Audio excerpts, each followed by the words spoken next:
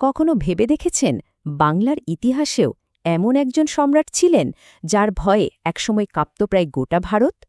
পাল সাম্রাজ্যের সবচেয়ে শক্তিশালী অথচ হয়তো ততটা আলোচিত নন, তিনি দেবপাল। চলুন আজ এই অসাধারণ বাঙালি সম্রাটের গল্পটাই শোনা যাক।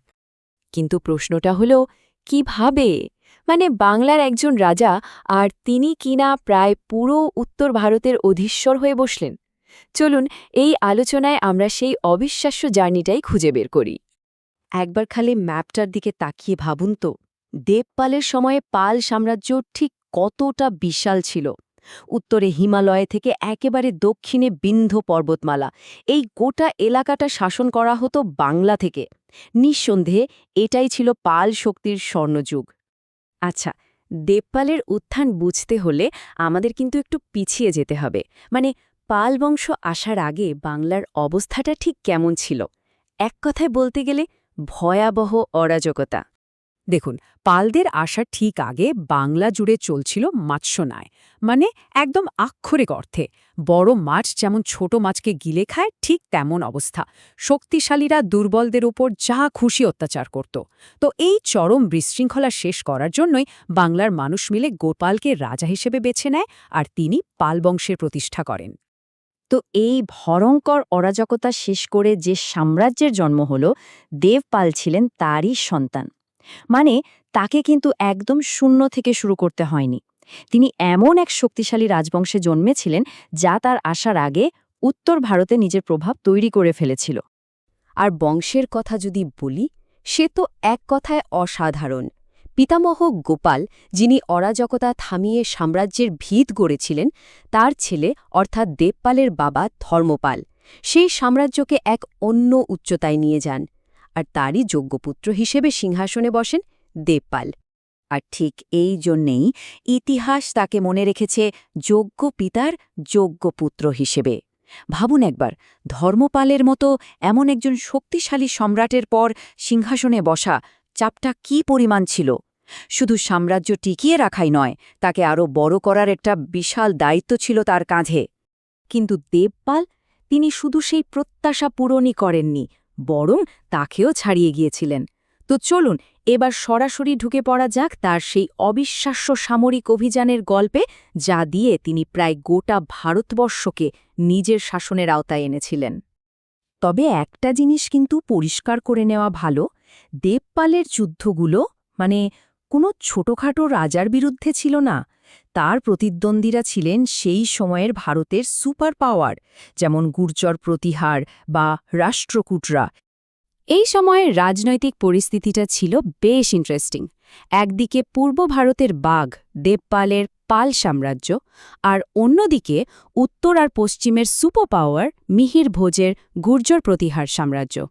এই দুই শক্তির মধ্যে লড়াইটা ছিল অনিবার্য। আর এই লড়াইয়ে দেবপাল তার জীবদ্দশায় একজন নয়, দুজন নয়, প্রতিহার বংশের ৩ জন রাজাকে হারিয়েছিলেন। ভাবা যায় তার বিজয় আসলে কতটা বিশাল ছিল, তার সবচেয়ে ভালো প্রমাণ পাওয়া যায় বাদল স্তম্ভলিপিতে। শুনুন সেখানে কি লেখা আছে। প্রতিটি শব্দ যেন তার অদম্য শক্তির পরিচয় দেয়।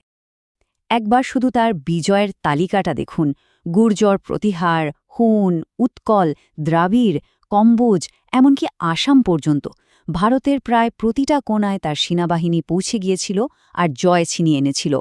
আরব পর্যটক সুলেমানের লেখা পড়লেও বোঝা যায় দেবপালের সেনাবাহিনী কতটা বিশাল আর শক্তিশালী ছিল। কিন্তু ভাববেন না, দেবপালের পরিচয় শুধু একজন অপ্রতিরোধ যোদ্ধা হিসেবেই শেষ। না, একদমই না। তরবারির জোরের পাশাপাশি কূটনীতি আর সংস্কৃতিতেও তার দখল ছিল দেখার মতো। আসলে তার প্রভাব এতটাই ছিল যে তা শুধু ভারতের মধ্যেই সীমাবদ্ধ থাকেনি। সমুদ্র পেরিয়ে সুদূর দক্ষিণ পূর্ব এশিয়াতেও তার নাম ছড়িয়ে পড়েছিল, এবং সেখানকার শাসকরাও তাকে সম্মান করত। এর সবচেয়ে সেরা উদাহরণ হল নালন্দার ঘটনাটা।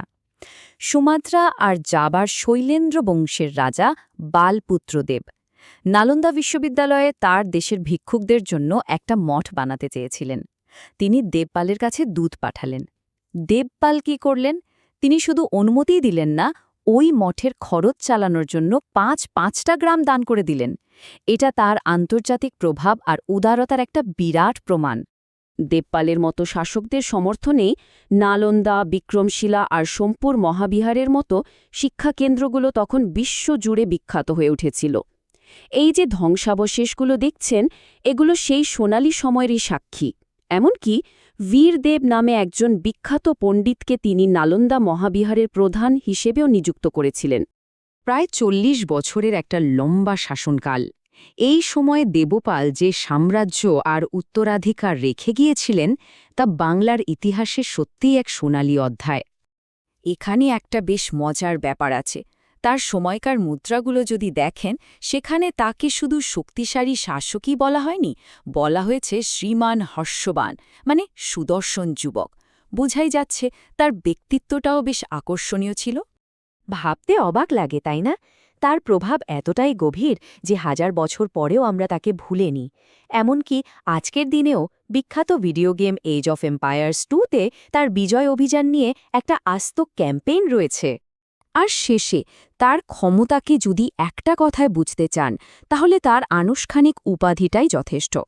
পরম ঈশ্বর, পরম ভট্টারক, মহারাজাধিরাজ, মানে পরম প্রভু, পরম পূজনীয়, রাজাদেরও রাজা। আর এটা শুধু বলার জন্য বলা উপাধি ছিল না, তিনি এটা নিজের দাপটে অর্জন করেছিলেন। তো সবটা শোনার পর একটা প্রশ্ন কিন্তু থেকেই যায়। সামরিক শক্তি, কূটনীতি, সংস্কৃতি সবকিছু মিলিয়ে দেবপাল কি সত্যি সত্যি বাংলার ইতিহাসের সবচেয়ে গুরুত্বপূর্ণ চরিত্র? এর উত্তর হয়তো একেকজনের কাছে একই রকম, কিন্তু একটা কথা বলতেই হবে, তার অবদান ভোলার মতো নয়।